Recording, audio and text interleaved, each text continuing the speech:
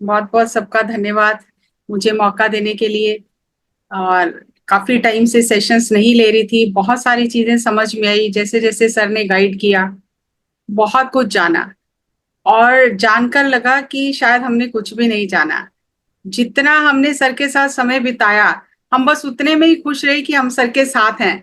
लेकिन वो गहराई, वो उनकी बातों में जो भेद थे, वो अब धीरे धीरे खुल रहे हैं। और जितने जितने खुल रहे हैं उतना हैरानी हो रही है कि हमने, और खुशी भी हो रही है कि हमने सर के साथ इतना समय बिताया।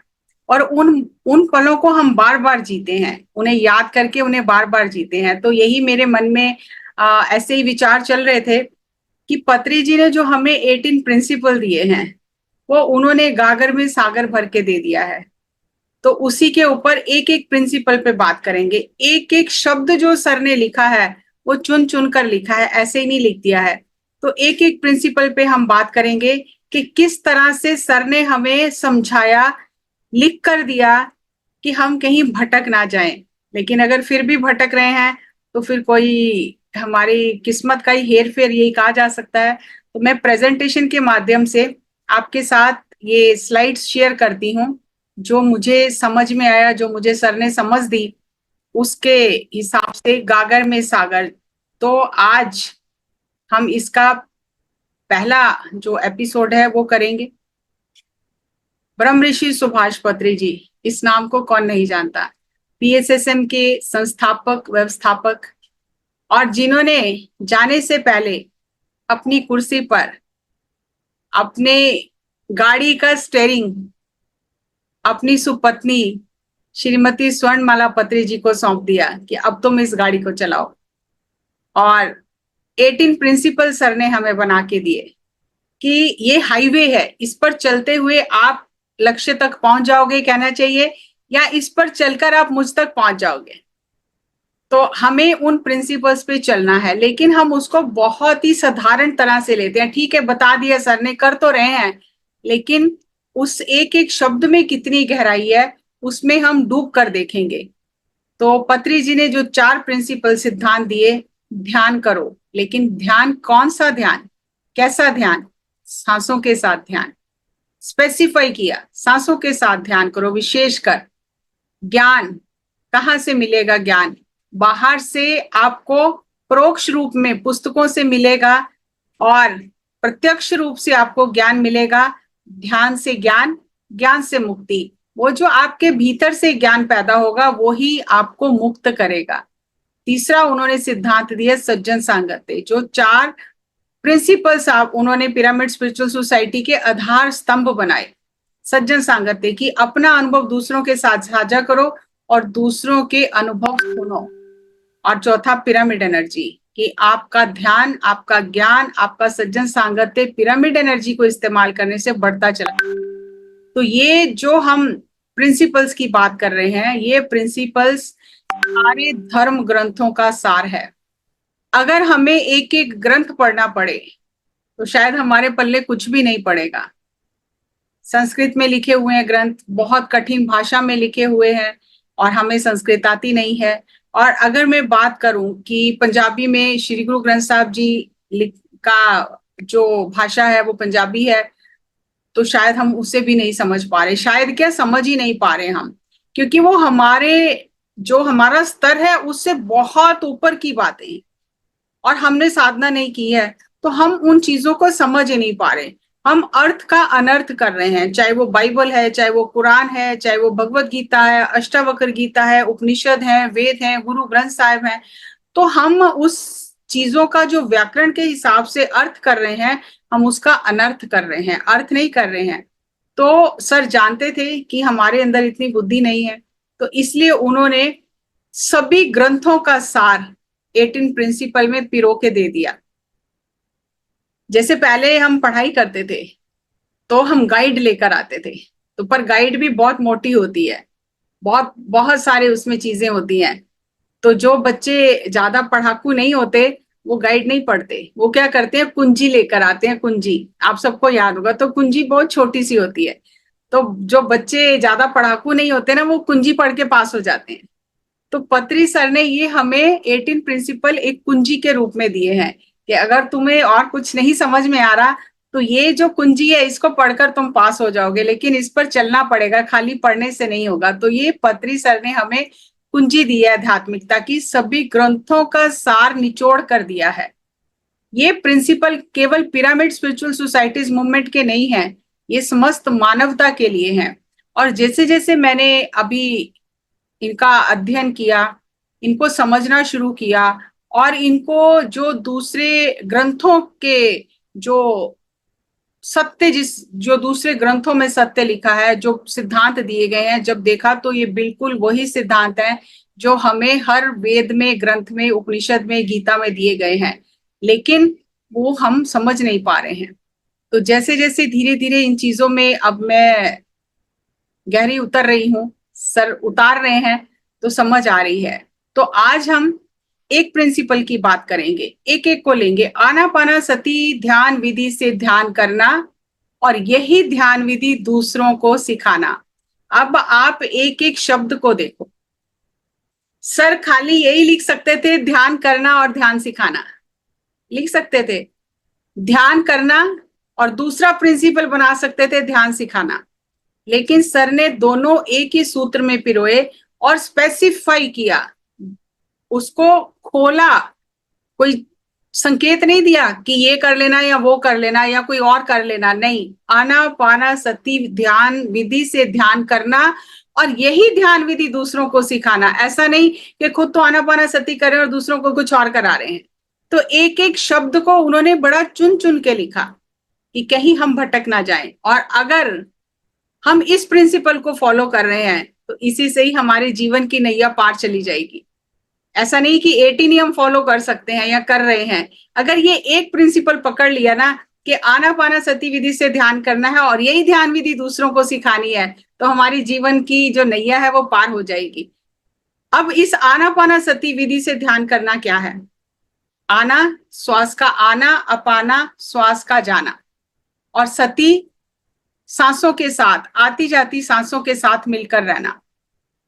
और इसी चीज को भगवत गीता में श्री कृष्ण जी ने अर्जुन को कहा कि अर्जुन, मैं मानता हूं कि मन बहुत चंचल है, लेकिन मन वायु के समान जो चंचल मन है उसे वायु से ही घर में वापस लाया जा सकता है। तो वो जो प्राण वायु है, जो प्राण तुम्हारे अंदर चल रहे हैं, उसके साथ इसे एक कर लो, तो ये चंचल मन फिर अचल हो जाएगा, ये भागना बंद करेगा और बैठ जाएगा। और यही बात श्री गुरु ग्रंथ साहब में बार बार गुरुओं ने कही कि सहज योग करो। राजयोग कहा गया है इसे, राजयोग करो, सहज योग करो, सहज सांसों के साथ रहो। अभी मैं जब पढ़ती हूँ तो मुझे बहुत हैरानी होती है कि समय के हिसाब से भाषा में हेरफेर जरूर है, क्योंकि उस समय पाली भाषा का ये शब्द है आनापानसती विधि से ध्यान करना। गौतम बुद्ध जो 550 गुरुओं के पास गए, जिस गुरु ने जो बताया वो किया, लेकिन आत्मज्ञान की सीढ़ी तक नहीं पहुंचे। आखिर थक हार के सब कुछ छोड़ दिया, अब मैं क्या करूं, बिल्कुल मरण शय्यन हो गए थे। और जब सुजाता नाम की जो स्त्री थी उसने उन्हें पायस खिलाया, चावल वाली खीर खिलाई, और कहा मुझे नहीं पता आप क्या पाना चाहते हो इस शरीर से, लेकिन अगर शरीर ही नहीं रहेगा तो क्या पाओगे, इस शरीर को इतना सुखा लिया है, अगर ये शरीर ही नहीं रहेगा तो क्या पाओगे। तो वो बात उनके हृदय में उतर गई, और उन्होंने जब वो पायस खाई तो उनके साथी उन्हें छोड़कर चले गए कि इन्होंने रास्ता छोड़ दिया है, लेकिन असल में सही रास्ते पे आ गए थे वो। तो उस दिन बोध गया में उस बोधि वृक्ष के नीचे बैठकर उन्हें ज्ञान हुआ। उन्हें याद आने लगा कि बचपन में तो उन्हें सब कुछ दिखाई देता था, तब तो वो कोई प्राणायाम नहीं करते थे, कोई योग नहीं करते थे, कोई जाप नहीं करते थे, तो वो कैसे दिखाई देता था। तो खोज करते करते वो यहाँ तक पहुंच गए, तब वो वर्तमान में थे, सांसों के साथ थे, क्योंकि बच्चा सांसों के साथ रहता है। तो उन्होंने उस सांसों के साथ जो रहे, तो उन्हें जन्म परंपरा, कर्म परंपरा और कार्य कारण सिद्धांत ये सब समझ में आ गया। पिछले जन्म उन्होंने देख लिए, किस जन्म में क्या किया और उसका क्या परिणाम हुआ वो सब देख लिया। तो फिर उन्होंने इतने वर्षों की खोज के बाद, सारी विधियां करने के बाद, सारे मंत्र यंत्र करने के बाद, सभी गुरुओं से ज्ञान हासिल करने के बाद ये निचोड़ दिया हमें कि आखिर सांसों से ही सब कुछ पाया जा सकता है। हर एक चीज की एक एक इंस्ट्रूमेंट होता है किसी भी चीज की खोज करने के लिए। आज हम विज्ञान की जो इतनी तरक्की देखते हैं, अगर आपको ग्रह नक्षत्रों को देखना है तो आपको टेलीस्कोप चाहिए। आप उन्हें खुली नंगी आंखों से नहीं देख सकते, उसके लिए टेलीस्कोप जरूरी है, वो टेक्नोलॉजी है। अगर आपको शरीर के अंदर जो बैक्टीरिया है, ब्लड में जो वायरस है, कीटाणु है और अणु है, परमाणु है, उन्हें देखना है तो आपको उसके लिए माइक्रोस्कोप चाहिए। माइक्रोस्कोप के नीचे रख के आप देख सकते हो हमारे जो खाने में क्या है, हमारे ब्लड में क्या है, हमारे पानी में क्या है, हर चीज हम जो बारीक से बारीक जो अणु है, कीटाणु हैं, उन्हें हम माइक्रोस्कोप के नीचे देख सकते हैं। ये टेक्नोलॉजी है, उसके बिना हम नहीं देख सकते। तो इसी तरह से संतों ने ये टेक्नोलॉजी दी कि अगर आपको अपने भीतर की यात्रा करनी है, अगर आपको स्वयं को जानना है, तो उसकी टेक्नोलॉजी है अपनी सांसों के साथ एक हो जाओ। और जैसे जैसे सांसों के साथ एक हो जाओगे, सारी परतें खुलनी शुरू हो जाएंगी और आप आत्मज्ञानी बन जाओगे, आपकी आत्मा जागृत हो जाएगी। और उसके लिए उन्होंने कहा पहले आनापानासति ध्यान विधि से ध्यान करो। ये नहीं कि आपने सुन लिया, सीख लिया और दूसरों को बताना शुरू कर दिया। पहले अपने ऊपर अप्लाई करना है, खुद के ऊपर रिसर्च करनी है, फिर उसे दूसरों को बताना है। ये नहीं कि मैंने सिर्फ सुना और मैंने आगे पास करना शुरू कर दिया। पहले खुद करना है, फिर दूसरों को सिखाना है। क्या सिखाना है? सांसों के साथ रहना सिखाना है, सांसों से दोस्ती करनी सिखानी है, सांसों से मस्ती करनी सिखानी है। और ये आप सभी जानते हो कि जब हम आंखों को बंद करके, हाथों को क्रॉस करके, पैरों को क्रॉस करके सांसों के साथ एक हो जाते हैं, तो हमारा ऊर्जा जो सर्किट बन जाता है और हम भीतर की यात्रा पर उतर जाते हैं। अगर हाथ खुले हैं, पैर खुले हैं, आंखें खुली हैं, तो कोई ध्यान नहीं होता। जब तक हम ये तीनों लॉक नहीं लगाएंगे, तब तक एनर्जी अंदर की तरफ नहीं जाएगी, अंतर्मुखी नहीं होंगे, मन बाहर ही भागता रहेगा। अब ये सांसों के साथ जब हम ध्यान करते हैं तो होता क्या है? हमारा सिस्टम है सिंपैथेटिक नर्वस सिस्टम। जब हम सांस लेते हैं, वो सांस नाक से हमारे नीचे उतरती है, तो हमारे नीचे के जो सारे ऑर्गन हैं उनको एक्टिवेट करती है, जिससे हम कह सकते हैं कि जिससे हम सर्वाइवल मोड में रहते हैं कि बस हमें जिंदा रहना है, तो सर्वाइवल मोड में रहते हैं। जैसे ही सांस अंदर जाती है, हमारे नीचे के सारे सिस्टम को एक्टिवेट करती है, हमारा sympathetic system, nervous system activate हो जाता है। लेकिन इसका स्पिरिचुअल बेनिफिट क्या है? जब हम सांसों को महसूस करने लगते हैं, जब हमारा सिंपैथेटिक सिस्टम चल रहा है, हम सांसों को महसूस नहीं कर रहे, बस सांसें चल रही हैं। लेकिन जब हम सांसों को माइंडफुली, होश पूर्वक महसूस करना शुरू करते हैं, तो उसका स्पिरिचुअल बेनिफिट ये होता है कि जो सांस नाक से नीचे की ओर जा रही थी, अब वो सीधी नीचे नहीं जाती है, अब वो पहले हायर ब्रेन में जाती है। और जैसे ही हायर ब्रेन में जाती है, तो ब्रेन के जो अंदर पार्ट्स हैं पहले उनको एक्टिवेट करती है, और उससे कहते हैं पैरासिम्पैथेटिक सिस्टम। जो स्पिरिचुअल पावर्स हैं हमारी, जो हमारे अंदर छुपी हुई शक्तियां हैं, जिनका यहाँ पर जो हमारा ये जो सहस्त्रार है, ये ऑर्गेनाइज करता है हर चीजों को, ये डिस्क है यहाँ पर, तो इसको एक्टिवेट करती है।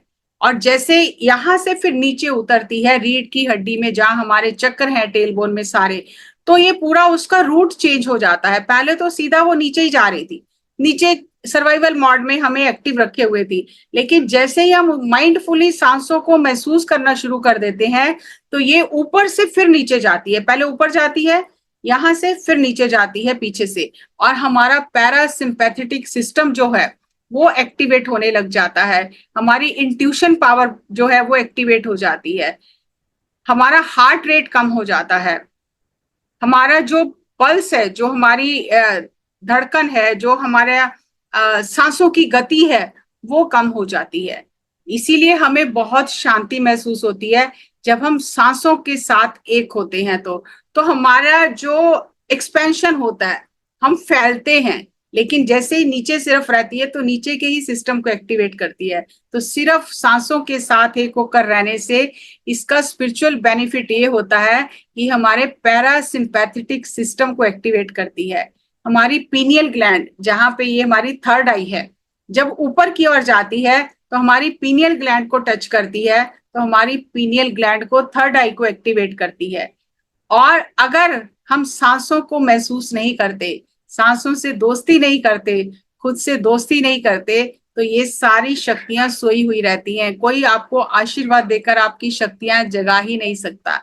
अगर आपको ऐसा लग रहा है कि कोई कोई प्रोसेस कराएगा, मेरी कुंडलनी जाग जाएगी, मेरा थर्ड आई जाग जाएगी, मेरा सारा सिस्टम एक्टिव हो जाएगा, तो ये हमारी भ्रांति है। ऐसा हो ही नहीं सकता। अगर आपको भूख लगी है तो मेरे खाना खा लेने से आपकी भूख नहीं मिटेगी। अगर आपको नींद आई है, आपको ही सोना पड़ेगा। और अगर आपको अपनी शक्तियां जगानी है तो आपको अपनी सांसों के साथ एक होना पड़ेगा। आप मेरी सांसों के साथ एक नहीं हो सकते, आपको अपनी ही सांसों के साथ एक होना पड़ेगा। और जैसे जैसे सांसों के साथ एक होंगे और ये सांसें अपना रूट चेंज करेंगी, ऊपर से नीचे की ओर जाएंगी, तो ये सारे चक्रास को और थर्ड आई को धीरे धीरे एक्टिवेट करेंगी। हमें उसके लिए कुछ भी नहीं करना। इसके लिए पत्री सर एक बहुत सुंदर एग्जाम्पल देते थे कि आपने खाना खाया, सुबह आलू का पराठा खाया, क्योंकि उन्हें आलू का पराठा बहुत पसंद था, तो आलू का पराठा खाया। तो आपको आलू का पराठा खाने के बाद क्या आपके लिए बॉडी में, फिजिकल बॉडी में डाइजेस्टिव सिस्टम क्या है, कहाँ पर है, कौन से जूसेस निकलते हैं, कौन से एसिड रिलीज होते हैं लीवर से, कैसे वो पीसीस में कन्वर्ट होता है, कैसे वो जूस में कन्वर्ट होता है, क्या ये जानना जरूरी है? कुछ भी जानना जरूरी नहीं है। बस आपने खाया और सिस्टम ने अपना काम करना शुरू कर दिया। आपको कुछ भी नहीं करना। कोई अनपढ़ गवार है जिसे कुछ भी नहीं पता, वो भी खाएगा, उसे भी पच जाएगा, उससे ही उसका खून बनेगा, हड्डियां बनेगी, क्योंकि अंदर का सिस्टम अपने आप काम कर रहा है। उसके लिए आपको ज्यादा ग्रंथ पढ़ने की जरूरत नहीं है, वो शास्त्र विज्ञान पढ़ने की जरूरत नहीं है कि शरीर का ढांचा क्या है। तो सर कहते थे इसी तरह ये आत्मा का स्ट्रक्चर है। थर्ड आई, कुंडलनी, चक्रास, ये हमारी आत्मा का स्ट्रक्चर है। और जैसे जैसे एनर्जी अंदर जाएगी, आपको उसको गाइड करने की कोई जरूरत नहीं है। जिस तरह आप रोटी खा के उसे गाइड नहीं करते कि अब पेट में जाना, अब एसिड रिलीज होगा, अब इधर जाना, अब उधर जाना, वो अपने आप पच जाती है। इसी तरह जैसे जैसे आप एनर्जी लोगे, अपने आप जो आत्मा का एनाटॉमी है, जो आत्मा का सिस्टम है, वो अपने आप एक्टिवेट होने लगेगा। आपको उसके लिए कुछ नहीं करना। और अगर आप कुछ करोगे, जबरदस्ती करोगे सिस्टम के साथ, तो आप अपनी एनर्जी को इम्बैलेंस कर लोगे। और मैंने बहुत सारे अपनी लाइफ में ऐसे केसेस देखे हैं कि फिर वो इम्बैलेंस होने के बाद फिर ठीक कभी नहीं होते हैं, और फिर कोई उनकी मदद भी नहीं कर पाता है। तो इसीलिए सर ने हमें ये फॉर्मूला दिया कि सांसों के साथ एक होकर रहो, आनापानासती ध्यान करो, और यही ध्यान विधि दूसरों को सिखाओ। इसी से आपके चक्रास एक्टिवेट होंगे, इसी से आपकी थर्ड आई एक्टिवेट होगी, और कोई रास्ता नहीं है। और जैसे जैसे आपके अंदर एनर्जी बढ़ेगी, तो आपका जो सूक्ष्म शरीर है वो भौतिक शरीर से अलग होना शुरू करेगा। जैसे सपने में अलग हो जाता है, हमें कोई तकलीफ नहीं होती है। सपने में हम कहाँ कहाँ चले जाते हैं, कहाँ कहाँ पहुंच जाते हैं, डरते हैं, घबराते हैं, खुश होते हैं, शादी देखते हैं, मृत्यु देखते हैं, लेकिन वो थोड़ी देर के लिए होता है। हमें कोई डर नहीं लगता, कोई तकलीफ नहीं होती सपने में। जब हमारा सूक्ष्म शरीर शरीर से बाहर निकलता है, वो ऑटोमेटिक प्रोसेस है, हमें कुछ करना नहीं पड़ता उसके लिए। इसी तरह जैसे जैसे हम एनर्जी को रिसीव करते हैं, हमारी जो एनर्जी बॉडी है वो बहुत ज्यादा एनर्जी को जब रिसीव कर लेती है, वो एक्टिवेट हो जाती है, तो ऑटोमेटिकली एस्ट्रल ट्रैवल होने लग जाता है। कोई जबरदस्ती हमें एस्ट्रल ट्रैवल करा नहीं सकता। और अगर कोई जबरदस्ती कराएगा और बाद में वो आपका भौतिक शरीर अगर सही तरीके से वापस नहीं आया, तो आपकी एनर्जी इम्बैलेंस हो जाएगी। और इसका बहुत सुंदर एग्जाम्पल सर देते थे, सॉफ्ट लैंडिंग और क्रैश लैंडिंग। जैसे फ्लाइट है, एयरक्राफ्ट है, जब वो सॉफ्ट लैंडिंग करता है, जब प्रोसेस से वो लैंड करता है, तो कोई तकलीफ नहीं होती है। लेकिन अगर उसकी क्रैश लैंडिंग होती है, इमरजेंसी लैंडिंग होती है, तो बहुत तकलीफ होती है, जान को भी खतरा हो जाता है यात्रियों की। तो इसी तरह जब एस्ट्रल बॉडी बाहर जाके कुछ और काम कर रही होती है, और फिजिकल बॉडी में जब वो झटके से वापस आती है किसी कारण से, तो बैलेंस बिगड़ जाता है। तो सॉफ्ट लैंडिंग होनी चाहिए कि वो एनर्जी को रिसीव करके अपने आप बाहर जाए और अपने आप धीरे से वापस आकर इस बॉडी, फिजिकल बॉडी में फिट हो जाए। तो हम इम्बैलेंस नहीं होते हैं, हमें कोई तकलीफ नहीं होती है। और धीरे धीरे हमारी एनर्जी इतनी बढ़ जाती है कि फिर हम अपनी इच्छा से जहां चाहे वहां जाके ट्रैवल कर सकते हैं, किसी भी प्लेनेट पे जाके वहां से इंफॉर्मेशन लेके आ सकते हैं। लेकिन कोई हमें लेके नहीं जा सकता कि कोई किसी के साथ हम चले जाएं और वहां से इंफॉर्मेशन ले आए, नहीं। अब कॉमन सेंस की बात देखो कि मान लो कि मेरे कोई रिलेटिव रहते हैं यूएसए में, अगर वो नहीं चाहते हैं, अगर उनको पता है कि उन्हें मेरी पूरी जिम्मेदारी उठानी पड़ेगी, मेरे पास पैसे भी नहीं है, मेरे पेपर भी पूरे नहीं है, तो क्या वो मुझे ले जाएंगे? बुला लेंगे? नहीं बुलाएंगे। इसी तरह से अगर यहाँ संसार में कोई किसी को नहीं बुलाता है, तो एस्ट्रल वर्ल्ड्स में हम कैसे लेके जा सकते हैं अपने साथ लोगों को कि आप चलो हमारे साथ, आप वहां से ज्ञान लेके आओ? कॉमन सेंस की बात है, हमें सोचना चाहिए। अगर ऐसा होता तो पत्री सर तो सबको ही मुक्त करके चले जाते, सबको ले जाते, जिस वर्ड में चाहते उस वर्ड में ले जाते और सबको मुक्त कर देते, ज्ञान दिला देते। लेकिन नहीं हुआ ना। कबीर जी के पास एक व्यक्ति आया और उसने कहा, आप इतने बड़े संत हो, आप चाहो तो सबको जीवन मुक्त कर सकते हो, फिर आज तक आपने कितने लोगों को जीवन मुक्त किया? मेरे ख्याल से तो एक भी जीवन मुक्त नहीं हुआ। तो उन्होंने कहा, तुम बिल्कुल सही कह रहे हो, तुम एक काम करो, तुम मेरी कुटिया के बाहर खड़े हो जाओ, जो भी सुबह से लेके शाम तक मुझे मिलने आए तो उससे पूछना वो किस लिए आया है, और कॉपी पेन में नोट कर लेना, और शाम को मुझे बताना कि कितने लोगों को मुक्ति चाहिए।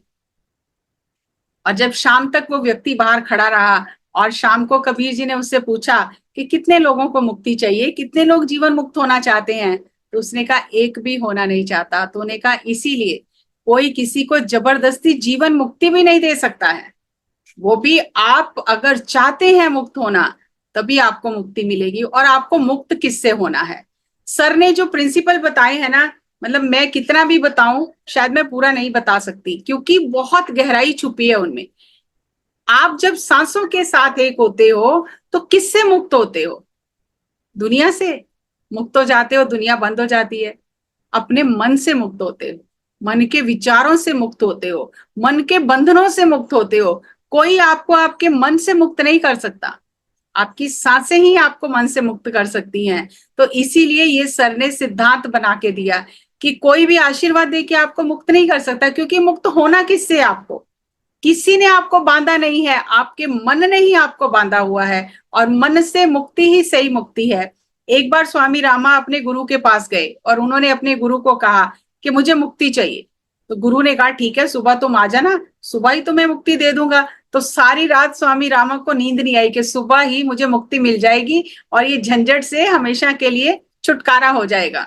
तो जैसे ही वो सुबह गुरु के पास पहुंचे और उन्होंने कहा कि गुरुजी आपने कहा था सुबह आना, मैं मुक्ति दूंगा, तो मुझे मुक्ति चाहिए, मुझे मुक्ति दे दो। तो गुरु एकदम उठे और सामने एक बड़ा पेड़ था, उन्होंने कस के उस पेड़ को हक कर लिया और उन्होंने स्वामी रामा को कहा, अरे ये पेड़ ने मुझे पकड़ लिया, मुझे छुड़ाओ, मुझे छुड़ाओ, जोर जोर से चिल्लाने लगे। तो एकदम से पहले तो स्वामी रामा को समझ नहीं आई, क्योंकि गुरु की बात किसे इतनी जल्दी समझ आती है। तो उन्होंने खींचना शुरू किया, लेकिन गुरु ने तो बहुत कस के पकड़ा हुआ है पेड़ को। तो एक बार खींचा, दो बार खींचा, तीसरी बार उन्हें समझ में आया, अरे ये तो पेड़ को खुद ही नहीं छोड़ रहे हैं। तो उन्होंने कहा, गुरुजी आप मुझे कह रहे हो कि मुझे मुक्त करो, लेकिन पेड़ को तो आपने पकड़ा है, पेड़ ने थोड़ी आपको पकड़ा है। तो उनके गुरु ने हंस के पेड़ को छोड़ दिया और कहा, तुम तो बहुत समझदार हो, मुझे लगा तुम्हें समझ नहीं है, बुद्धि नहीं है तुम्हारे अंदर, तुम तो बहुत समझदार हो। तो तुम मुझसे मुक्ति मांग रहे हो, तो वो चीजों को तो तुमने पकड़ के रखा है, किससे मुक्ति चाहिए तुम्हें? तुम अपनी पकड़ को छोड़ो, अपनी पकड़ जो इतनी मजबूत हर चीज पे बनाई है उसे छोड़ो। तो किससे मुक्ति चाहिए हमें? अपने विचारों से, अपनी गलत भावनाओं से, अपने नकारात्मक कर्मों से, अपनी नकारात्मक सोच से, अपनी पकड़ से, जो हमने हर चीज को पकड़ के रखा हुआ है, उस पकड़ से मुक्ति चाहिए। और अगर एक लाइन में बताना हो, हमें अपने मन से मुक्ति चाहिए। और मन से मुक्ति पाने के लिए हमें वो साधन अपनाना है, वो टेक्नोलॉजी अपनानी है जो मन से बड़ी है। मन से मंत्र बड़ा नहीं है, मंत्र मन ही करता है। तो मन जो चीज कर रहा है उससे कभी मुक्त नहीं हो सकता। वो एक माध्यम हो सकता है, लेकिन सांसों के साथ जब एक होते हैं तो सांसें मन के अधीन नहीं है, सांसें मन से मुक्त हैं। जो मुक्त है वही दूसरे को मुक्त कर सकता है, जो खुद बंधन में है वो दूसरे को कैसे मुक्त कर सकता है? तो जैसे जैसे आपकी एनर्जी बढ़ेगी ऑटोमेटिकली आपका सूक्ष्म शरीर भौतिक शरीर से बाहर आने लगेगा। और जैसे एनर्जी बढ़ेगी फिर वो अलग अलग प्लैनेट्स पे जाके इंफॉर्मेशन लेके आएगा आपको, फिर अलग अलग ज्ञान मिलने लगेगा ब्रह्मांड से, और फिर आप मास्टर से मिल पाओगे, मास्टर से बात कर पाओगे, उनसे संदेश ले पाओगे। आजकल बहुत सारी ऐसी चीजें चल रही हैं, मास्टर्स की संदेश भी आ रहे हैं, सब कुछ आ रहा है, लेकिन थोड़ा कॉमन सेंस से सोचो, अगर ये सब चीजें इतनी आसान होती तो क्या सर ये सब चीजें नहीं सिखा के जाते हमें? जरूर सिखा के जाते। लेकिन सर का ही मैं एक चीज और आपसे शेयर करती हूं कि सर ने कहा कि जब आप किसी शक्ति का आवाहन करते हो, आपकी उतनी काबिलियत नहीं है, लेकिन जब आपको लगता है आप कर सकते हो, तो सबसे पहले जब आप शक्तियों का आवाहन करते हो, किसी भी शक्ति का, किसी भी मास्टर का, तो यूनिवर्स में उसका डुप्लीकेट भी होता है, हर चीज का डुप्लीकेट होता है, मास्टर्स के भी डुप्लीकेट होते हैं। जब आप आवाहन करते हो, वो डुप्लीकेट मास्टर दौड़ कर आ जाते हैं, क्योंकि वो तो वेट कर रहे हैं कि कोई उन्हें बुलाए, तो आप उसमें उलझ जाते हो और आप अपने मार्ग से भटक जाते हो और उसी में उलझ जाते हो। और ये भी मैंने बहुत सारे केसेस देखे कि मुझे इस मास्टर ने मैसेज दिया, इस मास्टर ने मैसेज दिया, वो सारा दिन मुझे काम नहीं करने दिया, ऑफिस में भी मुझे वो मैसेज देते रहे। तो वो इतने खाली नहीं है, वो तो कोई ऐसा मैसेज देंगे जो लोक कल्याण का होगा। ये कोई एंटरटेनमेंट चैनल नहीं है थर्ड आई, कि जब चाहा चालू किया और शुरू हो गए। नहीं, जब आपको दिखाई देता है तो सबसे पहले आपको वो घटनाएं, वो चीजें दिखाई देती हैं जो आप देखना नहीं चाहते हो, जिनसे आप बचते हो। सबसे पहले आपका मृत्यु का भय दूर किया जाता है। तो अगर आपको मास्टर्स दिख रहे हैं, मैसेजेस आ रहे हैं, तो उसमें भी आपको सोचना है कि कितनी गहराई है। क्या ये मैसेज मेरे अहंकार को बढ़ा रहा है, मेरे मन को और पावरफुल कर रहा है? तो इसके लिए सर ने एक बहुत अच्छी विधि बताई है कि टेली स्टेटमेंट ऑफ ट्रूथ। टेली स्टेटमेंट ऑफ ट्रूथ क्या है? गुरु ज्ञान, शास्त्र ज्ञान और स्व ज्ञान जहां तीनों मिल जाते हैं, वो बात सच्ची है। मुझे ऐसा मैसेज आ रहा है, लेकिन गुरु ने ऐसा कहीं नहीं बताया, ऐसा ग्रंथ में भी नहीं लिखा किसी में, तो वो मैसेज सही नहीं है। गुरु ने ऐसा बताया लेकिन मुझे कुछ अलग दिखाई दे रहा है। गुरु ने कहा आनापाना सती ध्यान करो, लेकिन मुझे लग रहा है गाइडेड मेडिटेशन करने से ज्यादा अच्छा होता है। तो आप खुद ही सोचो कि टैली हो रहा है कि नहीं हो रहा, ट्रुथ की स्टेटमेंट टैली हो रही है कि नहीं। ट्रुथ की स्टेटमेंट टैली करने के लिए गुरु ज्ञान, शास्त्र ज्ञान और स्व ज्ञान मैच करने चाहिए। जो गुरु ने कहा वो शास्त्रों में लिखा है, और जो गुरु ने कहा जो शास्त्रों में लिखा है, मुझे भी वही अनुभव हो रहा है, तो आप सत्य के साथ हो, नहीं तो आप सत्य से बहुत दूर हो। और जब सत्य से दूर हो तो कोई भी आपको भरमा सकता है, कोई भी आपको मैसेज दे सकता है, कोई भी आपकी एनर्जी का यूज करके अपनी इच्छाओं को पूर्ण कर सकता है, अधूरी इच्छाओं को पूर्ण कर सकता है। इसीलिए सर बार बार कहते थे कि कोई आवाहन करने की जरूरत नहीं है, सिर्फ ध्यान करो। जब आपकी ऊर्जा बढ़ जाएगी, उन मास्टर्स को लगेगा कि आपको कोई मैसेज देना चाहिए, वो खुद चलकर आपके पास आएंगे, आपको मैसेज देंगे। और आपको एक चीज और यहाँ पर बता दूं जो मैंने अनुभव की है, मास्टर्स कोई भाषा नहीं बोलते हैं कि वो मुझसे आके पंजाबी में बात करेंगे, अंग्रेज है कोई तो उससे अंग्रेजी में बात करेंगे, कोई हिंदी बोलने वाला तो हिंदी में करेंगे, संस्कृत बोलने वाला तो संस्कृत में बात करेंगे। उन्हें सब भाषाएं आती हैं, लेकिन वो लाइट लैंग्वेज में बात करते हैं। लाइट लैंग्वेज क्या होती है, हम उसको भी डिकोड करने लग जाते हैं। बस वो आकर सामने हमारे प्रकट होते हैं, वो क्या कहना चाहते हैं हमारी आत्मा को समझ आ जाता है। वहां कोई शब्द नहीं होते, निशब्द चीजें चलती हैं, वाइब्रेशन से, फ्रीक्वेंसी से, एनर्जी से चीजें समझ में आ जाती हैं। तो आपको पता चल जाता है कि वो आपको क्या संदेश देकर गए हैं। वहां कोई भाषा का कोई काम नहीं होता, भाषा खत्म हो जाती है वहां पर। तो जैसे जैसे आपकी एनर्जी बढ़ेगी, आपको ऑटोमेटिकली मैसेज मिलने लग जाएंगे, और आप कितनी सारी फ्रीक्वेंसीज से कनेक्ट हो जाओगे। आप अपने मल्टी डायमेंशनल सेल्फ को एक्सप्लोर कर लोगे। जैसे ये मेरा हाथ है, 5 उंगलियां हैं, मैं जैसे चाहे इन्हें हिला सकती हूँ, ये मेरे हाथ का हिस्सा है, और ये हाथ मेरा मेरे शरीर का हिस्सा है, मेरा शरीर इस ब्रह्मांड का हिस्सा है। ये पूरी चेन चलती है। तो जैसे जैसे हमारे अंदर एक्टिवेशन होता है, तो हम किसी भी, 7 हमारे शरीर हैं, तो सातों शरीर अलग अलग तरह से अलग अलग डायरेक्शन में काम कर रहे हैं, तो वो हम जान जाते हैं। जब तक हमारी ऊर्जा नहीं बढ़ती है, हम कहीं भी नहीं जा सकते हैं। वो भ्रम हो सकता है, हमारे मन की कल्पना हो सकती है।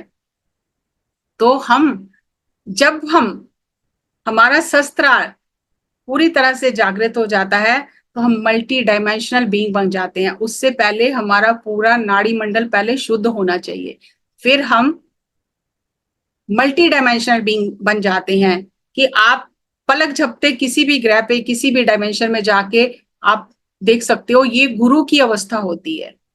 जो जो गुरु अवस्था को प्राप्त कर लेते हैं, जो गुरु बन जाते हैं, ये उनकी स्थिति होती है कि वो हर समय मल्टी डायमेंशनल कई लोकों में एक साथ वो काम कर रहे होते हैं। अब हम जैसे देखते हैं सुभाष पत्री जी इस धरती पर हैं, वो हमें दिखाई दे रहे हैं, लेकिन और कितने लोकों में कितने सुभाष पत्री कितने शरीर के साथ काम कर रहे हैं, ये वही जानते हैं, ये और कोई नहीं जान सकता। तो वो मल्टी डायमेंशनल बन जाते हैं।